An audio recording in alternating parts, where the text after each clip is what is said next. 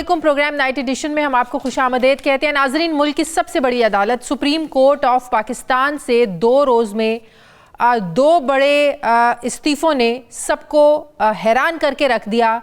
जहां सब हैरान हुए वहीं कई सवालात भी उठना शुरू हो गए। 2 रोज़ पहले सुप्रीम कोर्ट के जज जस्टिस मुज़ाहिर अली अकबर नकवी ने यह कहकर इस्तीफ़ा दिया कि वो इन हालात में बतौर जज मज़ीद अपना काम जारी नहीं रख सकते। जस्टिस मुज़ाहिर अली अकबर नकवी के इस्तीफ़े की सबसे बड़ी वजह सुप्रीम जुडिशल काउंसिल में उनके ख़िलाफ़ चलने वाली जो करप्शन की कार्रवाई है, कहा जा रहा है कि ये सबसे बड़ी वजह थी कि उन्होंने इस्तीफ़ा दिया। अब ये तासुर दिया जा रहा है कि जस्टिस मुज़ाहिर नकवी ने इस्तीफ़ा इसलिए दिया कि सुप्रीम जुडिशल काउंसिल की कार्रवाई से बचा जा सके, और ये भी उन पर तनकीद हो रही है कि शायद उन्होंने इसीलिए इस्तीफ़ा दिया कि अगर वो इस पर गिल्टी हो जाते तो उनके जो पेंशन मरात वो उससे भी हाथ धो बैठते, लिहाजा पेंशन और अपनी मरात को बचाने के लिए उन्होंने इस्तीफ़ा दिया। इस पर बड़ी तनकीद हो रही है। तो गुज़श्ता रोज़ सुप्रीम जुडिशल काउंसिल ने भी यही सवाल उठाया कि क्या कोई जज दौरान कार्रवाई इस्तीफ़ा देकर जुडिशल काउंसिल की कार्रवाई से बच सकता है। अभी ये डिस्कस हो रहा था कि कल ये ख़बर आती है कि जस्टिस एजाजुल एहसन ने मुज़ाहिर अली अकबर नकवी के ख़िलाफ़ कार्रवाई से इख्तलाफ करते हुए इख्तलाफी नोट जो लिखा था कि जस्टिस मुज़ाहिर अली अकबर पर लगने वाले इल्ज़ामात को बेबुनियाद करार दिया था, वो इस कार्रवाई से खुश नहीं थे। कल फिर अचानक ये खबर आई कि जस्टिस एजाजुल एहसन ने भी अपने ओहदे से इस्तीफ़ा दे दिया है। उन्होंने अपने इस्तीफ़े में कोई वजूहात तो नहीं लिखी, बस ये लिखा कि वो इस ओहदे पर मज़ीद काम जारी नहीं रख सकते। जस्टिस एजाजुल एहसन के इस्तीफ़े के बाद जहां सवालात उठ रहे हैं कि एक ऐसा शख्स जो इस साल रवां साल अक्टूबर में अगला चीफ जस्टिस बनने जा रहा हो, वो अचानक इस्तीफ़ा क्यों दे जाता है। वहीं ये भी सवाल उठ रहा है कि क्या जस्टिस एजाजुल एहसन को भी अपने खिलाफ जुडिशल काउंसिल में किसी कार्रवाई का ख़तरा था, क्योंकि ये भी खबरें आ रही हैं कि उनके खिलाफ भी कंप्लेंट्स जो हैं थी वो आना शुरू हो गई थी। जहां सियासी हलकों में इन 2 बड़े इस्तीफ़ों पर तशवीश पाई जा रही है, वहाँ कुछ जगह इसे राह फरार का नाम दिया जा रहा है। 2017 में नवाज शरीफ के खिलाफ सुप्रीम कोर्ट के पनामा बेंच का जस्टिस एजाजुल एहसन हिस्सा थे। वो नैब केसेस में मॉनिटरिंग जज भी रहे, जिस पर आज भी एतराज़ उठाए जाते हैं। पनामा केस की समाअत के दौरान जस्टिस एजाजुल एहसन ने ये रिमार्क्स दिए थे कि ऐसा फैसला देंगे जो सदियों याद रखा जाएगा। जस्टिस एजाजुल एहसन अपने दौर में चीफ जस्टिस साकिब निसार और उमर अता बंदयाल के भी बहुत करीब रहे हैं, और ऐसे कई बेंचेस का हिस्सा रहे हैं जिनमें फैसले नून लीग के खिलाफ आए। हालिया इन 2 बड़े इस्तीफ़ों के बाद सुप्रीम कोर्ट में क्या क्या तब्दीलियाँ रूनुमा हो सकती हैं, इन इस्तीफ़ों का कोई असर आम इंतखाबात पर पड़ेगा, सियासी हालात पर पड़ेगा, इस पर मैं बात करूंगी। मुझे ज्वाइन कर रहे हैं साबिक अटॉर्नी जनरल अशतर औसाफ साहब। अस्सलाम वालेकुम, बहुत बहुत शुक्रिया अशतर औसाफ साहब आपका। अशतर औसाफ साहब, ये बात हकीकत है कि इस वक्त हमारे मुल्क में जो सियासी हालात हैं ये गैर मामूली नौयत के हैं, और फिर जो सियासी मामलात भी इस वक्त देखा जाए तो अदालतों में ही है, घूम फिर कर अदालतों में ही सियासी मामलात हमारे जा रहे हैं। चाहे वो तहरीक इंसाफ के बल्ले के निशान का मामला हो, लेवल प्लेइंग फील्ड का मामला हो, साफ शफाफ इलेक्शंस को लेकर सबकी नज़रें सुप्रीम कोर्ट पर लगी हैं। तो ऐसे इन हालात में, और ख़ासकर जब इंतखाबात रहने में 1 महीने से भी कम का वक्त रह गया हो, ऐसे हालात में सुप्रीम कोर्ट से 2 बड़े जजेस का इस्तीफ़ा आ जाना कितना आप समझते हैं कितना ये अहमियत का हामिल है? इससे क्या असर पड़ेगा केसेस पर, स्पेशली जो सियासी हालात हैं उन पर? देखिए, सियासी केसेस की जो भरमार है वो कोई नया फिनोमेना नहीं है। आप देखेंगे कि इवन पनामा का जो मामला था वो सियासी केस ही था। वो 3 सियासी हरीफों ने एक वज़ीर आज़म को, सिटिंग वज़ीर आज़म को मतून करके उनको फारिग करने के लिए सब कुछ किया। और ये सियासी केसेस जो हैं वो बहुत सारी जगह स्पेस क्लेम कर लेते हैं सुप्रीम कोर्ट के अंदर, और इसी वजह से बेशुमार केसेस हैं सुप्रीम कोर्ट में जो लोगों की मसलन मिसिंग लोगों के जो मामलात हैं, और बहुत सारे मामलात हैं जिनको आपने पसे पुश्त रख के ये सियासी केसेस जो हैं वो सुने जाते हैं जी। इसमें जहाँ पे कोर्ट का जो रिएक्शन होता है इन केसेस के ऊपर वो अपनी जगह पे है, लेकिन हम सियासतदान जो हैं जो सियासत के मामलात में आगे चलते हैं। सियासतदानों को भी चाहिए कि वो मामलात जो हैं वो इनको तय कर लें सियासी ऐवानों में, पार्लियामेंट में और बैलेट के जरिए। लेकिन आपने देखा कि बैलेट के जरिए तो 2018 में भी तब्दीली नहीं लाई गई थी। वो भी सारा का सारा जो कुछ हुआ और उसके बाद जो जिस तरीके से सारे मामला चले और उसके बाद फिर नो कॉन्फिडेंस मूव हुआ और असेंबली को तहलील किया गया और असेंबली को फिर रिस्टोर किया गया। ये सारी की सारी बातें जो है वो सियासी केसेस ही। लेकिन अनफॉर्चुनेटली हमने ये देखा कि पिछले कुछ अरसे से सियासी पोलराइजेशन तो हमें नज़र आ रही थी, हमारा मुआशरा तो हमें तकसीम नज़र आ रहा था। जहाँ सियासी जमातें हैं वहाँ ये तकसीम ज़ाहिर है अवाम में भी वाज़े नज़र आती है, लेकिन अनफॉर्चुनेटली हमें ये तकसीम पिछले कुछ अरसे से हमारी अदलिया में भी नज़र आ रही है। क्या इन 2 इस्तीफ़ों के बाद ये तकसीम वाज़े नहीं होगी? अब आप देखें नून लीग इस पर कितना जो है वो खुश भी हो रही है, इसमें कोई शक नहीं है। नून लीग के खिलाफ बहुत से ऐसे फैसले हुए जिन बेंचेस का हिस्सा रहे जस्टिस एजाजुल हसन साहब, तो ये तकसीम अब खुलकर सामने आ गई है और वाज़े हो गई है। जी, तकसीम तो खुल के पहले ही सामने आ गई हुई थी जब डिसेंटिंग नोट्स दिए गए थे और जस्टिस मंसूर अली शाह ने, जस्टिस याया अफरीदी ने, जस्टिस मदुखैल ने, जस्टिस अमीनुद्दीन ने, इन सब ने अपनी अपनी जगह पे जो है वो अपने नोट्स लिखे, अपनी तहफ़्फ़ुज़ात का इजहार किया। ये डिवाइड आज की नहीं है, पुरानी है। हाँ, ये ज़रूर है कि एक जज साहब जो है वो डिवाइड की वजह से नहीं गए, वो गए हैं सुप्रीम जुडिशल काउंसिल के मामलात की वजह से। दूसरे जज साहब जो हैं वो भी मेरा ख्याल है डिवाइड की वजह से नहीं गए, वो उनकी अपनी ज़ाती वजूहात होंगी। देखिए, अगर आप सिस्टम से नाखुश हैं तो आप सिस्टम को छोड़ के नहीं जाते हैं।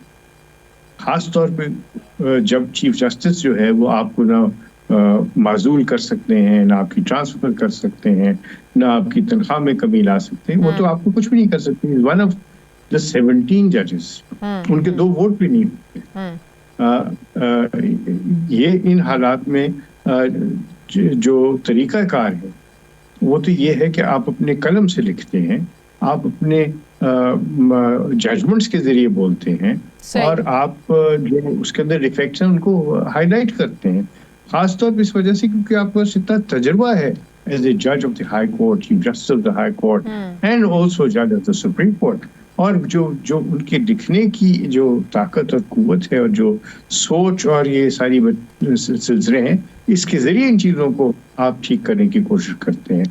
माजी में कई बार ऐसा हुआ कि आपने डिसेंट्स लिखे, मैं इनकी बात नहीं कर रहा, मैं माजी के जजेस की बात कर रहा हूँ, और वो अल्टीमेटली वही प्रिवेल किए और अल्टीमेटली कोर्ट ने उसी को फॉलो किया। तो यही शेवा है।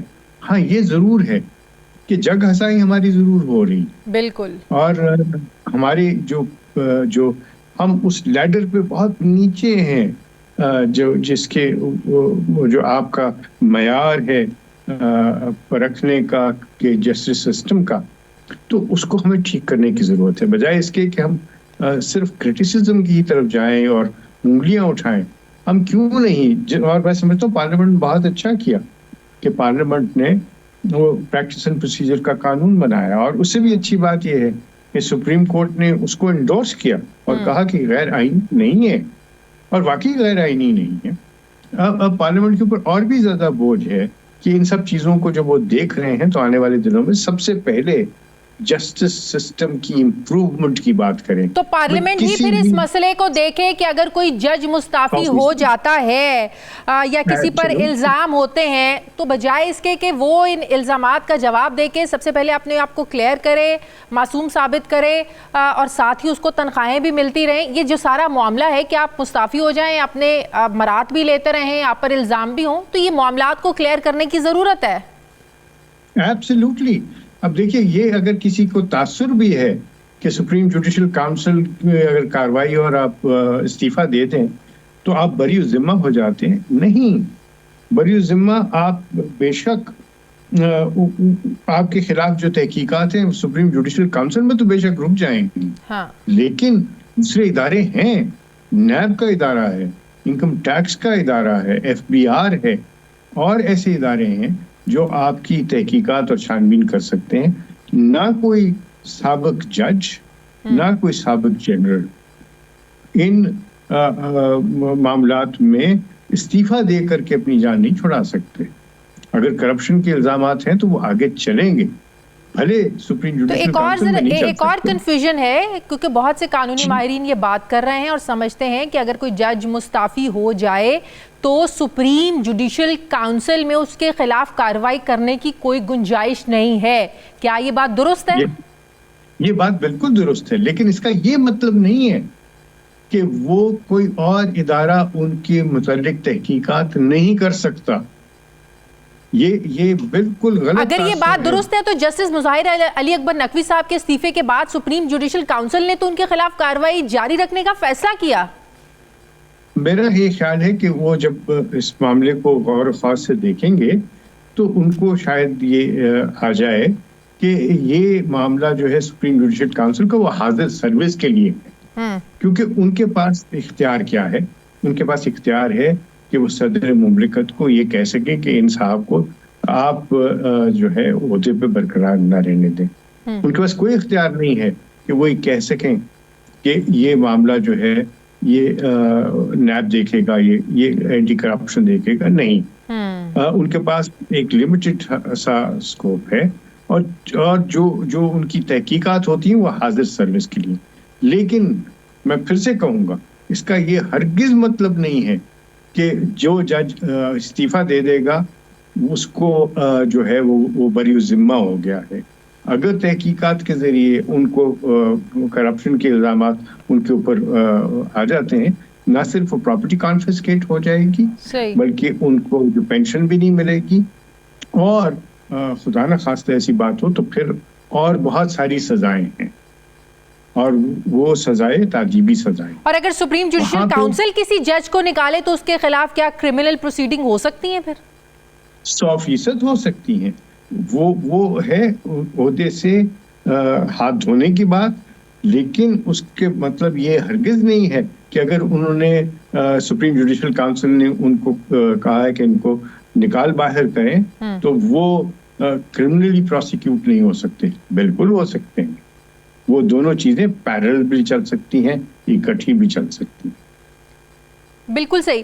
पीटीआई के हवाले से, बल्ले के निशान के हवाले से जो हेयरिंग चल रही है और आज जिस तरीके से रिमार्क्स दिए गए और जिस तरह पीटीआई के आइन को खंगालने की कोशिश की जा रही थी, जितनी निटी ग्रिटीज को देखा जा रहा था, आप देखें बाकी सारी सियासी जमातों के जो इंट्रा पार्टी इलेक्शंस हैं वो भी ऐसे ही होते हैं। आप नून लीग के उठाकर देख लें, आप पाकिस्तान पीपल्स पार्टी के देख लें, तो जिस तरीके से ये सारी प्रोसीडिंग्स चल रही हैं, तो क्या ये फिर बाकी पार्टियों के लिए भी मुश्किलात पैदा हो सकती हैं आने वाले दिनों में? अशतर साहब देखिए, बिल्कुल आने वाले दिनों में हो सकता है, लेकिन किसी का ये कहना कि आप मुझे तहकीकात ना करें या मुझे सजा ना दें, पहले सब उन लोगों को पकड़ें जो मेरे से पहले हैं और उनको पहले खंगालें, पहले उनके मामला देखें, फिर मेरी तरफ आए, ये कोई किसी का हक नहीं है, इस्तेकाब नहीं, ना इस तरह होता है।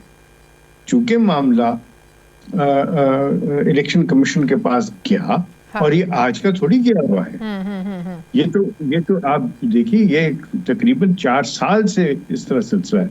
और हम सब क्यों भूल रहे हैं कि 2 चीफ इलेक्शन कमिश्नर साहिबान ने बहुत बड़े, जो इनके अपने chief election commissioner, not election commission के, इनकी अपनी कॉन्स्टिट्यूशन में लिखा हुआ है कि एक फेडरल चीफ कमिश्नर होगा जो इंतखाबात कराएगा। एक रिटायर्ड सुप्रीम कोर्ट के जज साहब मुकर्रर किए गए, वो इलेक्ट हुए, और उन्होंने बहुत तहफ़्फ़ुज़ात का इजहार किया और कहा कि ये शैम इंटर पार्टी इलेक्शंस है और इसमें पैसे चलेंगे। लेकिन आप देखें ना, जिस तरह जो वक्त दिया गया तहरीक इंसाफ को, 6 महीने आप तक आपने फैसला महफूज रखा और आपने इंतखाबात करवाने के लिए चंद दिनों का टाइम दिया, तो ये इन चीजों को भी तो डिस्कस होना चाहिए। 100% हो रहा है, होगा, लेकिन याद रखिए कि ये इलेक्शन कमीशन का काम नहीं था कि वो उनसे कई इलेक्शन कराएं। ये हर पार्टी का अपना फर्ज है, और याद रखिए कि अगर अपनी पार्टी के अंदर आप खुद से इंसाफ नहीं कर सकते तो आप कौन से तहरीके इंसाफ के मालिक हैं? ठीक है, बहुत बहुत शुक्रिया साबिक अटॉर्नी जनरल अशतर औसाफ साहब मेरे साथ थे। बहुत शुक्रिया आपका। मुझे ब्रेक लेनी है नाज़रीन, वापस आते हैं एक वक्फे के बाद।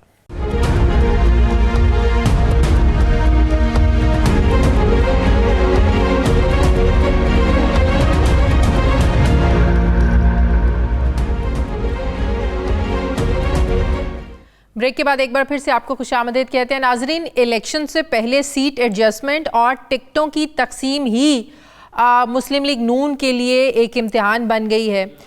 कई रोज़ इंतज़ार के बाद मुस्लिम लीग नून ने 10 और 11 जनवरी को पंजाब के मुख्तलिफ हलकों के लिए पार्टी टिकटों के नाम अनाउंस करना शुरू कर दिए। कई पार्टी के वफादार कारकुन उम्मीदवार गुस्से में लिस्टों में अपने नाम तलाश करते ही रह गए। फिर खबर आती है कि मुस्लिम लीग नून और PTI ने बहुत सोच विचार और सलाह मशवरों के बाद लाहौर समेत तमाम बड़े शहरों से अपने उम्मीदवारों की फहरिस्तें जारी की। नून लीग की तमाम बड़ी क़यादत लाहौर से मैदान में उतर रही है। नवाज शरीफ NA 130 से इलेक्शन लड़ेंगे, जहां उनका मुकाबला PTI की डॉक्टर यास्मीन राशिद से होगा। NA 122 से साद रफ़ीक का मुकाबला PTI के सरदार लतीफ़ खोसा से होने जा रहा है। शहबाज शरीफ NA 123 से हैं, जहां उनके मुकाबले में PTI ने अफजल अजीम को चुना है, जबकि हमजा शहबाज NA 118 से इलेक्शन लड़ रहे हैं, जहां इनका मुकाबला PTI की आलिया हमजा से होगा। लीगी उम्मीदवार अता तारड़ PTI पीपल्स पार्टी के चेयरमैन बिलावल भुट्टो और PTI के मलिक ज़हीर अब्बास खोखर NA 127 से मद्दे मुकाबिल होने जा रहे हैं। इसी तरह मरियम नवाज़ NA 119 से इलेक्शन लड़ रही हैं। NA 128 से PTI ने मारूफ कानूनदान सलमान अकरम राजा को टिकट दिया है। इनका मुकाबला IPP के ओन चौधरी से मतवक्के है, जहां नून लीग इस्तेहकाम पाकिस्तान पार्टी को सीट एडजस्टमेंट की वजह से सपोर्ट करेगी। IPP ने सीट एडजस्टमेंट के नाम पर वैसे तो 110 सीटें मांगी थी, 40 कौमी से मांगी थी, 70 सूबाई से मांगी थी, लेकिन नून लीग ने IPP से सीट एडजस्टमेंट के लिए 7 कौमी और 11 सूबाई असम्बली की सीटों पर भी अपने उम्मीदवारों के नाम नहीं दिए। सोशल मीडिया पर बड़ी तनकीद हो रही है कि मुस्लिम लीग नून ने ऐसे लोगों के लिए सियासी मैदान खुला क्यों छोड़ा जो माजी में नून लीग और नवाज शरीफ को शदीद तनकीद का निशाना बनाते रहे हैं। रावलपिंडी में नून लीग ने NA 54 पर PTI छोड़कर IPP में आने वाले गुलाम सरवर के लिए मैदान खाली छोड़ा है, जिस पर सवाल उठ रहा है कि एक ऐसा शख्स जो माजी में ये कहता था कि नवाज शरीफ की जो वतन वापसी है ये तो ताबूत में हो सकती है, इसे सियासी स्पेस क्यों दी गई। लेकिन अब लीगी हलकों को, कुछ रहनुमाओं को इस बात का दराक हो गया है कि गुलाम सरवर के लिए मैदान को खुला छोड़ना नून लीग के लिए ठीक नहीं होगा। ख्वाजा आसिफ ने इसे पार्टी के लिए शर्मिंदगी करार दिया है। नून लीग की सीट एडजस्टमेंट की हिकमत अमली पर जहां सवाल उठ रहे हैं, वहीं पार्टी के वफादार लोगों पर PTI के मुनहरफीन को टिकट देने पर भी बड़े सवालात उठ रहे हैं। NA 96 पर तलाल चौधरी की जगह नवाब शेर शेर को टिकट दिया जा रहा है। इसी तरह फैसलाबाद में राना एहसान अफजल की वफादारी पर राजा रियाज की जो फ्रेंडली ऑपोजिशन लीडरी थी वो बड़ी भारी पड़ गई है। अब सवाल ये है कि राना एहसान अफजल राजा रियाज के मुकाबले में क्या अपना केस ठीक तरीके से पार्टी के सामने रख नहीं पाए। पार्टी की ये मजबूरियां हैं जिसके बगैर कोई चारा नहीं है। इसी तरह बाज़ हलकों में लीगी रहनुमाओं ने आज़ाद हैसियत में मैदान में उतरने का ऐलान किया है। इलेक्शन से पहले ये जो दराड़े हैं ये मुस्लिम लीग नून के लिए कितना बड़ा चैलेंज है। काफ लीग ने भी मुस्लिम लीग नून से सीट एडजस्टमेंट करने से इनकार कर दिया है। पार्टी क्या चल रहा है, हर जगह सीट एडजस्टमेंट तो हो रही है, लेकिन कोई खुश हो रहा है, कोई नाराज़ हो रहा है मुस्लिम लीग नून के इन फैसलों से। मैं बात करूँगी, मुझे राना एहसान अफजल साहब ज्वाइन कर रहे हैं, मुस्लिम लीग नून के रहनुमा। अस्सलाम वालेकुम, बहुत बहुत शुक्रिया राना साहब आपका। राना साहब, आप टिकट हासिल करने में कामयाब क्यों नहीं हो सके? बिस्मिल्लाहिर्रहमानिर्रहीम। देखें, मैं इसलिए कामयाब नहीं हो सका क्योंकि राजा साहब जो हैं, राजा रियाज साहब, उन्होंने PMLN को ज्वाइन किया और जो वो मेरे ख्याल से नो कॉन्फिडेंस के अंदर जो उनका रोल था और उसके बाद एज एन ऑपोजिशन लीडर जो उनका किरदार था, फिर उसके बाद उन्होंने जब पार्टी ज्वाइन कर ली तो मेरे ख्याल से मेरी पार्टी ने उनको प्रेफर किया। लेकिन ये भी आपकी पार्टी कहती थी, मरियम नवाज साहिबा कहती थी कि लोटों की जगह पार्टी में नहीं है। वो जलसों में खड़े होकर आवाम से पूछती थी लोटों को वोट दोगे, लोटों को वोट दोगे। आगे से जवाब अगर ना आता भी था तो कहती थी बिल्कुल ठीक है, क्योंकि लोटों की जगह बाथरूम में है, हम लोटों को जगह नहीं देंगे। तो बात यह है कि अपने लोगों को एक साइड पर रख कर दूसरी पार्टी से आने वालों को अगर वेलकम कर रहे हैं तो अपने पार्टी के कारकुनों को इंसल्ट भी किया जा रहा है, उन्हें नाराज भी किया जा रहा है। उन्होंने जो पार्टी के लिए किया है, इसका मतलब है पार्टी को दराक ही नहीं है। देखिए, मैं समझता हूं कि मैं अपना देखें, एज अ स्पोक्स पर्सन मैं आपके प्रोग्राम में हूं। ये जो टिकटिंग प्रोसेस है ये परफेक्ट नहीं है। इसके अंदर डेफिनेटली पीएमएलएन को काफी सारे अपने लॉयलिस्ट की सैक्रिफाइस देनी पड़ी है और उनके लिए बड़ा कड़ा इम्तिहान है। जिनको नई टिकट मिले उनके लिए भी, और तो वो डेफिनेटली मेरे ख्याल से ये परफेक्ट प्रोसेस नहीं है। और लीडरशिप जो है, जिन लोगों को टिकट्स नहीं मिले उनके साथ राब्ते में है और उनको किसी और तरीके से अकोमोडेट पार्टी में किया जाएगा। डेफिनेटली पीएमएलएन जो है वो अपनी किसी भी जो दरीना कारकुन है उसको अकेला नहीं छोड़ेगी। अगर टिकटिंग प्रोसेस में उनको एडजस्ट नहीं किया गया तो उनको एतमाद में लेके। और आपको क्या तसल्ली दी है पार्टी ने? आपको कहाँ एडजस्ट करेंगे? देखिए, ये अभी एक ऑनगोइंग प्रोसेस है, इसका कोई हतमी अभी कोई रिजल्ट नहीं आया है। लेकिन बात ये है, मैं अगर अपने बारे में बात करूं, देखें, टिकट बिल्कुल मेरे लिए एक सेटबैक है कि मुझे पार्लियामेंट में जाके इस मुल्क के लिए काम करने का मौका नहीं मिलेगा। लेकिन क्या इस बुनियाद पे मैं अपनी पार्टी से अलग हो जाऊं या मैं लेकिन किसी सियासतदान के लिए अपना हल्का छोड़ना अपनी सियासी मौत के मुतरादिफ होता है। एक ऐसा हल्का जिसमें उसके जो है ना वो ख़ानदान ने काम किया होता है। अब देखिए ना, आपके वालिद साहब की एक सीट रही है, आपके अवाम, आपके हल्के में आप लोगों का एक असर रसूख है। तो एक सियासतदान के लिए उसका सियासी हल्का बड़ी अहमियत का हामिल होता है। बाकी एडवाइज़र, मुशीर, ये तो कोई भी बाहर से आके लग सकता है ना। तो इसीलिए शायद दूसरे आपके जो पार्टी के लोग हैं, जैसे दानियाल अजीज़ हैं, आपके कोई पार्टी के कुछ और ख़वातीन भी हैं जिन्होंने आज़ाद हैसियत में, आयशा रजब अली बलोच साहिबा, उन्होंने आज़ाद हैसियत में लड़ने का ऐलान किया है। तो सियासत को ज़िंदा रखने के लिए आज़ाद हैसियत में अपने हल्के से लड़ना ज़रूरी है, या कॉम्प्रोमाइज़ करके भी आप अपनी सियासत को या अपने हल्के के आवाम को आप जो है वो तसल्ली में रख सकते हैं? नहीं, आपने ठीक कहा कि हल्के की सियासत बड़ी इंपॉर्टेंट होती है और इसमें गैप आ जाए तो बड़ी मुश्किल से आप इसको पुर कर सकते हैं। लेकिन देखें, बात यह कि मैं तो पार्टी का स्पोक्स पर्सन रहा हूँ। क्या मैं अपनी पार्टी के खिलाफ जाके अगर इलेक्शन लड़ता हूँ तो मेरा नहीं ख्याल वो एक, और मेरी पार्टी से वाबस्तगी पिछले 25-30 सालों की है हमारी फैमिली की, तो मैं नहीं समझता कि इस बुनियाद पे मैं अपनी पार्टी के खिलाफ खड़ा हो जाऊँ या मैं अपना जो है वो पार्टी का साथ छोड़ जाऊँ या किसी मुखालिफ पार्टी में चला जाऊँ, क्योंकि मैं जो मैं इसको अच्छी सियासत नहीं समझता। तो मैं अपनी लड़ाई बिल्कुल अपनी लीडरशिप के साथ लड़ूंगा और पार्टी के अंदर लड़ूंगा, और ये सेटबैक है लेकिन मैं अपनी काबिज जारी रखूंगा विद इन द पार्टी। लोगों ने फैसला किया कि वो पार्टी के फैसले के अगेंस्ट जाएंगे और आजाद खड़े होंगे। मैंने ये फैसला नहीं किया। मुझे कहा गया, मेरे कुछ साथियों ने सजेस्ट किया, अच्छा, कहा कि हमें आजाद खड़े हो जाना चाहिए। हमने मीटिंग बुलाई अपने दोस्तों की जो मेरे साथी थे, उसमें से कुछ लोगों की राय ये थी, लेकिन ज्यादातर लोगों की राय ये थी कि पार्टी का साथ देना चाहिए। तो जो मेजॉरिटी राय थी फिर मैं उसके साथ गया। नहीं, पार्टी ने अपने तय आपको, पार्टी लीडरान ने, पार्टी कायद ने तसल्ली दी है आपको कि कहीं ना कहीं आपको एडजस्ट करेंगे? जी, पार्टी लीडरशिप ने माजरत भी की है और उन्होंने कहा है कि कुछ मजबूरियों की वजह से वो नहीं ये फैसला कर सके मेरे हक में, और जो है वो पार्टी मेरा साथ देगी और पीछे नहीं हटेगी। मुस्लिम लीग काफ के साथ आपके मामलात क्यों नहीं हल हो पाए? देखें, ये जिस तरह मैंने कहा कि ये बड़ा एक डिफिकल्ट प्रोसेस है, ये परफेक्ट कभी भी नहीं हो सकता। आप जितनी मर्जी कोशिश करें कि आप इसको करें, देखें हर पार्टी की डिमांड है कि उनको ज्यादा स्टेक मिले, और जिस तरह मैं भी एक कैजुअलिटी हूं उस तरह और भी लोग कैजुअलिटी बने। तो इस बुनियाद पे जो है कॉम्प्रोमाइज नहीं हो सका, क्योंकि वो ज्यादा स्टेक मांग रहे थे, हम नहीं दे सके। स्टेक तो ज्यादा वो भी मांग रहे थे, आईपीपी वाले भी मांग रहे थे। बिल्कुल, तो ये एक वही मैं कह रहा हूँ कि इसलिए फिर जो है वो लोगों से इख्तलाफात भी हुए, कुछ जगहों पे सेटलमेंट हो गई, तो काफ लीग के साथ नहीं हो सका।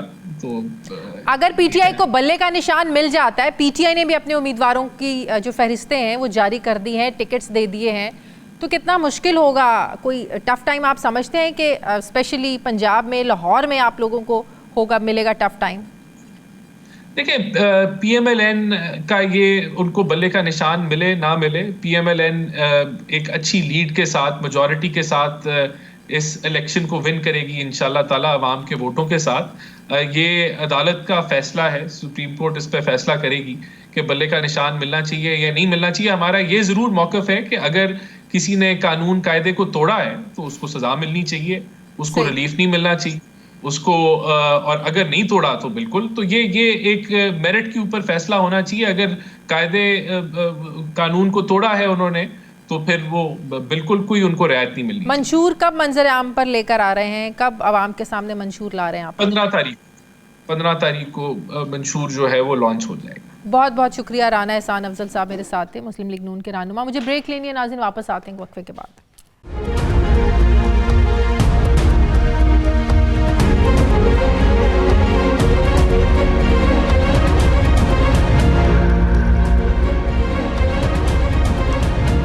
ब्रेक के बाद एक बार फिर से आपको खुशामदीद कहते हैं नाजरीन। तवक्को के ऐन मुताबिक मुस्लिम लीग नून की टिकटों का ऐलान होते ही पार्टी में इख्तलाफात की खबरें भी धड़ाधड़ मीडिया स्क्रीन्स पर आने लग गईं। कुछ ऐसे रहनुमा जो मुश्किल हालात में पार्टी के साथ खड़े रहे, पार्टी के लिए ढाल बनकर खड़े रहे, हर फोरम पर पार्टी का बढ़ चढ़ कर दिफा करते रहे, उन्हें ही टिकटों से महरूम कर दिया गया। ख़ास तौर पर दानियाल अजीज़ और तलाल चौधरी साहब। इमरान खान के दौरे हुकूमत में एक वक्त था जब ये दोनों रहनुमा मुकम्मल नून लीग को रिप्रेजेंट करते नज़र आते थे। ये दोनों मरीम नवाज़ और नवाज़ शरीफ के फ्रंट लाइन भी समझे जाते थे और मियाँ साहब इन रहनुमाओं की भरे जलसों में तारीफ़ें किया करते थे। तो ये सोच थी नवाज़ शरीफ साहब की, तब लगता है उनको अदराक था कि ये पार्टी के लिए कितनी मेहनत करते हैं और पार्टी के लिए उनकी सोच क्या है। दूसरी तरफ तलाल चौधरी को तो NA 96 से टिकट ना मिलने के बारे में उन्हें तो ज़रा बराबर शक भी नहीं था, इसलिए उन्होंने किसी और हल्के से कागजात जमा ही नहीं करवाए और अफसोस कि उन्हें टिकट मिला ही नहीं, पार्टी ने पूछा ही नहीं। दानियाल अजीज़ और तलाल चौधरी मुस्लिम लीग की ताकतवर आवाज़ रहे हैं और पार्टी क़यादत के दिफा और बयाने के लिए 5-5 साल की नहली भी, ये सज़ाएं भी उन्होंने बर्दाश्त की हैं और आज इन्हीं दोनों को पार्टी ने टिकटें ही नहीं दी। यानी अब NA 75 नारोवाल से दानियाल अजीज़ की बजाय चौधरी अनवारुल हक और NA 96 जड़ावाला से तलाल चौधरी की बजाय PTI के मुनहरिफ रुकन नवाब शेर वसेर मुस्लिम लीग नून के उम्मीदवार होंगे। अब कहा जा रहा है तलाल चौधरी को शायद सेनेटर बनवा दिया जाए या कहीं और एडजस्ट किया जाए। पार्टी तो अभी तक यही कह रही है कि जिनको टिकट नहीं दे सके हम अपनी मजबूरियों की वजह से, उन्हें और किसी न किसी जगह पार्टी एडजस्ट करेगी। अब सवाल यह है कि जो रहनुमा पिछले इलेक्शन में पार्टी पर कुर्बान हो गए थे, पार्टी उन्हें मौजूदा इलेक्शन में कैसे कुर्बान कर सकती है दूसरों के लिए। लेकिन बिल्कुल वो कहते हैं ना कि बदलता है रंग आसमां कैसे कैसे। जहाँ तक दानियाल अजीज़ का ताल्लुक है तो उन्होंने महंगाई को लेकर पार्टी के सेक्रेटरी जनरल एहसन इकबाल को जिम्मेदार करार दिया, तो गोया लगता है कि यही उनका जुर्म ठहरा। पार्टी टिकट भी नहीं दिया गया और अब एहसन इकबाल कह रहे हैं कि कुछ लोग अपने बसों के अड्डे महफूज करने की सियासत कर रहे थे, नारोवाल में शराफत की सियासत करना चाहते हैं। दानियाल अजीज़ की जगह जिस उम्मीदवार को NA 75 का टिकट दिया गया है वो शरीफ लोग हैं। अब सवाल यह है कि जब कोई पार्टी के लिए खड़ा होता है तो पार्टी क़यादत उस पर फ़ख्र करती है और जब उसे गिराना होता है उसके ऐप तलाश कर लिए जाते हैं। कि दौरे मेयार क्यों है पार्टियों में? जाहिर है जब पार्टी पुराने कारकुनों को नज़रअंदाज करती है तो हर कोई खामोश नहीं रहता। दानियाल अजीज़ ने NA 75 से आज़ाद हैसियत में इलेक्शन लड़ने का ऐलान किया है। उनका ये मौक़िफ़ है कि नून लीग में पावर पॉलिटिक्स होती है, एक ऐसे शख्स को टिकट दिया गया है जिसका पार्टी से ताल्लुक़ नहीं है। अब वो कौमी असम्बली जबकि उनकी अहलिया सूबाई असम्बली के लिए आज़ाद हैसियत में मैदान में उतरेंगे। जब एक पार्टी के पॉपुलर लीडर आज़ाद हैसियत में इलेक्शन लड़ता है तो पार्टी वोट तकसीम हो जाने से ज़ाहिर है फिर जो मुखालिफ उम्मीदवार होता है उसको फ़ायदा होता है। क्या दानियाल अजीज़ का ये फ़ैसला दुरुस्त है? मैं दानियाल अजीज़ साहब ही मुझे ज्वाइन कर रहे हैं। अस्सलाम वालेकुम, बहुत बहुत शुक्रिया दानियाल अजीज़ साहब आपका। दानियाल अजीज़ साहब, जिस तरह मैंने प्रोग्राम में दिखाया कि एक वक्त था जब नवाज शरीफ साहब आपका और तलाल चौधरी का हाथ पकड़ कर जलसे में बात करते थे कि ये अल्लाह की अदालत होती है, कुछ खुदा का खौफ करो, लोगों का फ़ैसला है। तो आज वो वक्त है कि जब आप लोगों ने 5-5 साल की नहलियां बर्दाश्त कर ली और पार्टी को ये इतना अदराक ही नहीं हुआ आपकी कुर्बानियों का टिकट देने से ही आप लोगों को महरूम कर दिया। मेरे ख्याल में ये पार्टी को मजबूर किया गया है क्योंकि एहसन इकबाल साहब अपना खानदान मजीद फैलाना चाहते हैं और उन्होंने जब अपने बेटे को फीड किया तो उनको जब ये एहसास पड़ गया कि उनके बेटे को टिकट नहीं मिलनी है, फिर तैश में आके उन्होंने अपने ज़ाती कागजात जमा करवा दिए वहाँ पर और उस हवाले से पार्टी को मजबूर कर दिया कि अगर आप मुझे MPA की टिकट नहीं देंगे तो फिर मैं NA 76 में भी जो है ना आप कैंडिडेट ढूंढ लें या मुझे ज़रूरत नहीं है, मैं घर बैठ जाता हूँ। और उसकी वजह से अब उनको इस बात पे संभाला देते देते फिर उन्होंने कहा कि अगर मेरे साथ MNA ना हुआ तो मैं MPA कैसे जीत सकता हूँ। और फिर चूंकि वहाँ PP 54 में उनके पास बेसिकली सपोर्ट बेस नहीं है, फिर PP 55 में भी उन्होंने पार्टी के पुराने जो वर्कर थे उनको तबाह करके एक ऐसे शख्स को दे दिया जो कि PTI की टिकट पे अभी भी कश्मीर असेंबली में बैठा हुआ है। तो आप देखें ये NA 75 भी पार्टी के लिए जो है वो जेपटी में डाल दी, 55 भी तबाह कर दी, सब इसलिए कि वो लाडला बेटा जो है उसके लिए जगह बनाई जाए। नहीं तो पार्टी के अंदर एहसन इकबाल की क्या बड़ी चलती है? नवाज शरीफ साहब एहसन इकबाल की बड़ी सुनते हैं, क्यों उनको डर था कि अगर इनको टिकट ना मिला तो ये आजाद हैसियत में लड़ लेंगे? आपका डर क्यों नहीं था कि आप भी तो आजाद लड़ सकते हैं? मेरे दिल के करीब जब मैंने उनको पब्लिक का नोटिस दिया था कि महंगाई का आप जवाब दें एहसन इकबाल साहब, तो उस वक्त उनका अगर नोटिस लेते तो अवाम ने बड़ी अच्छी तरह रिएक्ट करना था कि पाकिस्तान मुस्लिम लीग बजाय इसके कि ऐसे शख्स को बचाती फिरे और अपनी सियासत तबाह कर दे जिसने पाकिस्तान मुस्लिम लीग की साख को तबाह किया है कि महंगाई का बयानिया नहीं बना सके, तो उस वक्त मेरे ख्याल में जमात बहुत अच्छी रह जाती। तो मैं समझता हूँ कि एहसन इकबाल ने जानबूझ के पार्टी का नुकसान किया है, ना सिर्फ महंगाई का धब्बा इनके चेहरे से जो है ना वो नहीं हटा सके, जबकि मैं दोबारा अर्ज करता हूँ नून लीग कसूरवार नहीं है महंगाई के हवाले से। और मुझे इसी बात का पॉलिसी डिफरेंस थी कि ये बयानिया क्यों नहीं बना सके। मैं उस वक्त अस्पताल में था, मेरे मुख्तलिफ ऑपरेशन हो रहे थे, मैं एनेस्थीसिया से निकलता था तो मुझे जो मिलने आता था पार्टी से कैबिनेट का मेंबर तीमारदारी के लिए, मैं उसका बाजू नोच नोच के कहता था, हालांकि मेरे मुंह के ऊपर ऑक्सीजन का मास्क चढ़ा हुआ था, उसके बीच में से कहता था कि खुदारा ये जो महंगाई है ये सबसे जहरीला जहर है किसी भी जमात के लिए, इसके ऊपर बयानिया बनाए, हम कसूरवार नहीं है। लेकिन चूंकि उनको इकोनॉमिक्स की नॉलेज नहीं है, क्योंकि वो रिसर्च नहीं करते, हालांकि उनके महकमे को जो इकोनॉमिस्ट ग्रुप है, आप जब ये बात कहते हैं ना कि पार्टी का कसूर नहीं है, ये सिर्फ एहसन इकबाल का कसूर है, तो माजरत के साथ इसमें बिल्कुल इस बात में वजन इसलिए नहीं है कि अगर सिर्फ एहसन इकबाल का कसूर है तो एहसन इकबाल किसको रिप्रेजेंट करते हैं? वो अपनी शख्सियत को तो सिर्फ रिप्रेजेंट नहीं करते हैं ना, वो मुस्लिम लीग नून को रिप्रेजेंट करते हैं। अगर इतने ही उनके फैसले महंगाई को लेकर गलत है तो पार्टी को नजर क्यों नहीं आता था? क्या सिर्फ इसका एहसन इकबाल ने इलेक्शंस में भुगतना या पूरी पार्टी भुगतेगी? नहीं, यही तो मेरा बयानिया है, एग्जैक्टली जो आप कह रही हैं, मैं आपके साथ मुतफिक हूँ। और जब तक ये एहतसाब का अमल पार्टी में शुरू नहीं होगा कि कारकर्दगी का पूछा जाए और जो लोग इस अहल नहीं है, जो लोग नालायक हैं, उनको ऐसे बड़े बड़े ओहदों पे बैठाया जाए कि अवाम मिट जाए, पस्त हो जाए, बेचारी शिकस्त हो रेख्त हो जाए, बेचारे लोग अपने जेवर बेचने पे ऊपर आ गए हैं। अपने घरों में अगर 2 मोटरसाइकिल बेच के तो बच्चों की फीस दे रहे हैं। महंगाई ने इस हद तक बर्बाद कर दिया पाकिस्तान को। लेकिन मुझे उनके पॉलिसी डिफरेंस जो है वो ये है, ये टिकट का नहीं था, ये तो चले हो गया अब जो होना था, लेकिन मुझे अभी तक महंगाई वही है, तो मैं इस इशू को नहीं छोड़ूंगा। यही इशू है पाकिस्तान 2024 के इलेक्शन का। क्या पार्टी ने आपसे राब्ता करके आपको समझाने की कोशिश की? अभी राना एहसान अफजल साहब भी मेरे प्रोग्राम में थे, मैंने उनसे कहा कि आपने ये फैसला क्यों नहीं किया? किसी भी सियासतदान के लिए उसके हल्के की सियासत बड़ी इंपॉर्टेंट होती है, जहाँ जिंदगी भर जब से उसने सियासत शुरू की होती है उसी आवाम से मिलना जुलना, उनके लिए काम करना बड़ा अहमियत रखता है आपका हल्का आपके लिए। तो उन्होंने कहा नहीं, मैं पार्टी के लिए कॉम्प्रोमाइज करूंगा, मैंने किया है, मैं पार्टी के साथ ही रहूंगा, पार्टी जिनको टिकट नहीं मिला उनको कहीं ना कहीं एडजस्ट करेगी। क्या पार्टी ने आप तक ये पैगाम पहुंचाया या आपको ये तसल्ली दी कि हम आपको कहीं और एडजस्ट कर देंगे? मुझे यकीन है कि उन्होंने इसलिए मुझे ये पैगाम नहीं पहुंचाया क्योंकि मेरा नाम दानियाल अजीज है, मैं एडजस्ट वालों में नहीं हूँ, उसमें शुमार नहीं हूँ मैं।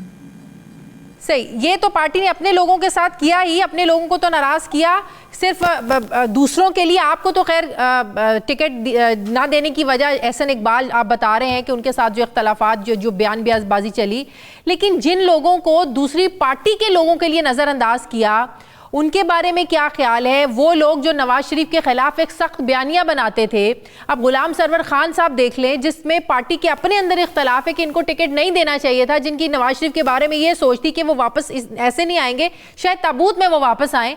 तो पार्टी ये किस तरफ जा रही है? अपने लोगों को नजरअंदाज करके, अपने लोगों की कुर्बानियों को नजरअंदाज करके दूसरी पार्टी के लोगों को एडजस्ट कर रहे हैं।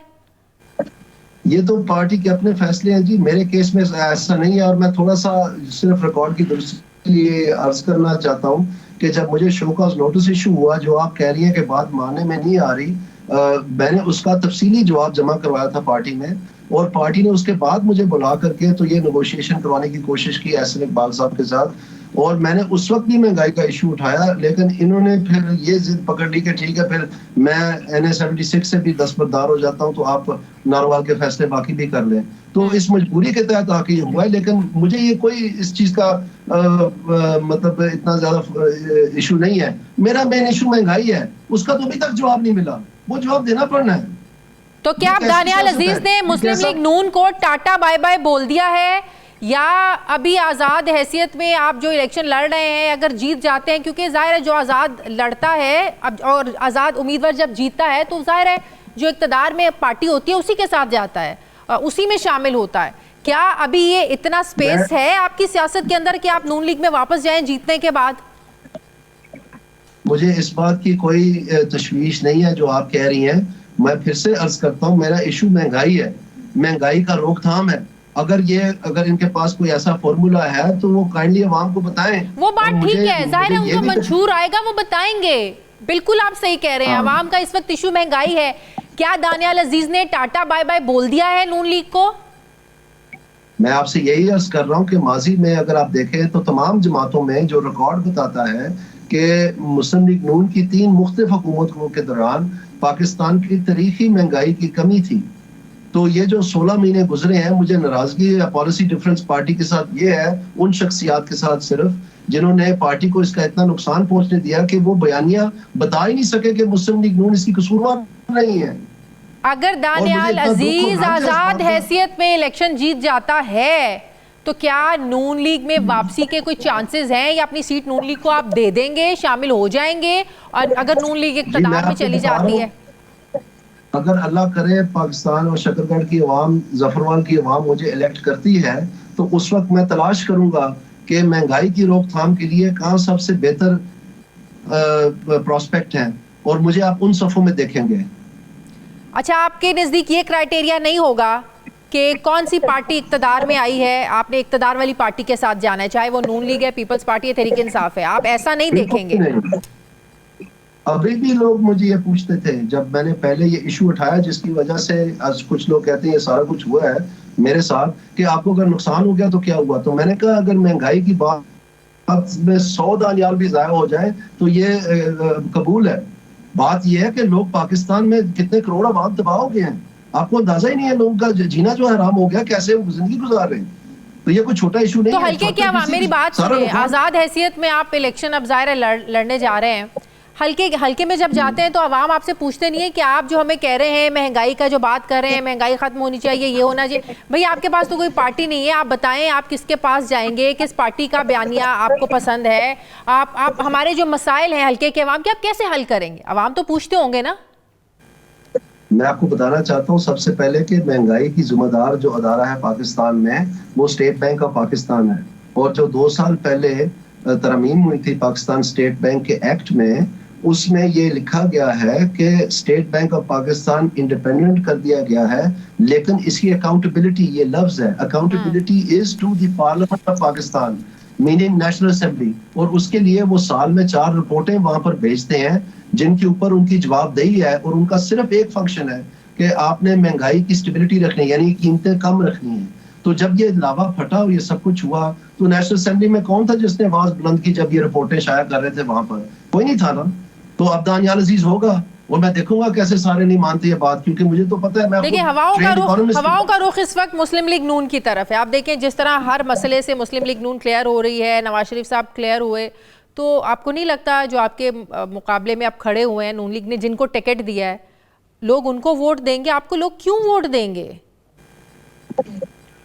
मैं शायद आपको ये मालूम नहीं है, मेरी एक तारीख है इस इलाके में, मेरे वालिद साहब की एक तारीख है इस इलाके में। जब नून लीग का फ्लड था, 2 तहिया अक्सरियत मिली थी 1997 में, मैं उस वक्त भी इंडिपेंडेंट इलेक्ट होकर नेशनल असेंबली का मेंबर बना था। उस वक्त मैं सबसे नौजवान नेशनल असेंबली का मेंबर था। तो ये हमारे लिए कोई नई बात नहीं है, लेकिन मैं कोई अपनी पार्टी के जो ये मुखालफत में मैंने कुछ नहीं किया, मैं तो पार्टी की खिदमत कर रहा था अपनी तरफ से।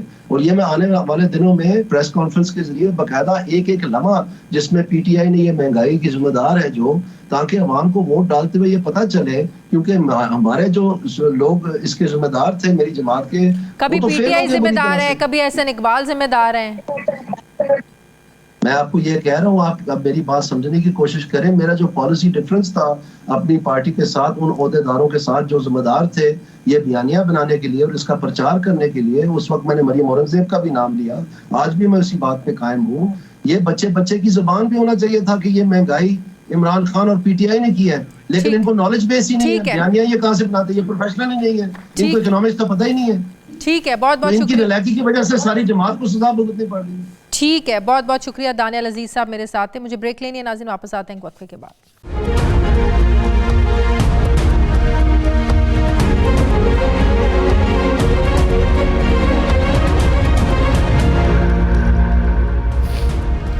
ब्रेक के बाद एक बार फिर से आपको खुशामदीद कहते हैं। नाज़रीन, इलेक्शन से पहले पार्टी वर्कर्स के साथ एक ताल्लुक तो जताया जाता है, लेकिन जब टिकट देने की बारी आती है तो प्रैक्टिकल अप्रोच यानी अमलियत पसंदी को तरजीह दी जाती है। अब इसे किंग्स पार्टी होने का यकीन कहें या किसी मजबूरी का नाम दें, मुस्लिम लीग नून ने 8 फरवरी के इंतखाबात के लिए कुछ अहम खवातीन रहनुमाओं को भी लाल झंडी दिखा दी है। आइंदा इलेक्शन के लिए मुस्लिम लीग नून पंजाब की नायब सदर सुमेरा मलिक को NA 87 खुशाब से टिकट दिया गया, ना ही आयशा रजब बलोच को NA 97 तांदलेवाला से टिकट दिया गया, जिसके बाद दोनों खवातीन रहनुमाओं ने पार्टी से अलग होकर अब आज़ाद हैसियत में मैदान में उतरने का ऐलान किया है। अहम बात यह है कि सुमेरा मलिक खुशाब से 3 मरतबा रुकने कौमी असम्बली मुंतखब हो चुकी हैं, जबकि आयशा रजब बलोच 2018 में मुस्लिम लीग नून की तरफ से मखसूस नशिस्तों पर MNA मुंतखब हुई थी। आयशा रजब बलोच के शौहर 2013 के इलेक्शन में नून लीग के टिकट पर रुकने कौमी असम्बली मुंतखब हुए। वो मई 2018 में कैंसर की वजह से उनका इंतकाल हुआ, जिसके बाद आयशा रजब बलोच को मखसूस नशिस्तों पर जगह दी गई। जब रजब बलोच साहब बीमार थे, उसके बावजूद नवाज शरीफ को वोट देने के लिए वो कौमी असम्बली इजलास में पहुंचे थे अपने मुश्किल हालात में, लेकिन आज पार्टी ने उनकी अहलिया को उस वक्त मखसूस नशिस्तों पर जगह दी थी, लेकिन आज उनको टिकट नहीं दिया गया। ना मखसूस नशिस्तों में उनका नाम है, ना जनरल सीट पर। सिर्फ यही नहीं, उनके शौहर की सीट पर उनके बेटे रोशान बलोच को भी नज़रअंदाज किया गया है और यहाँ से उन टिकट जो है वो आयशा रजब बलोच के देवर अली गौहर बलोच को दिया गया है। आयशा रजब का दावा है कि पार्टी ने उनके साथ वादा खिलाफी की है।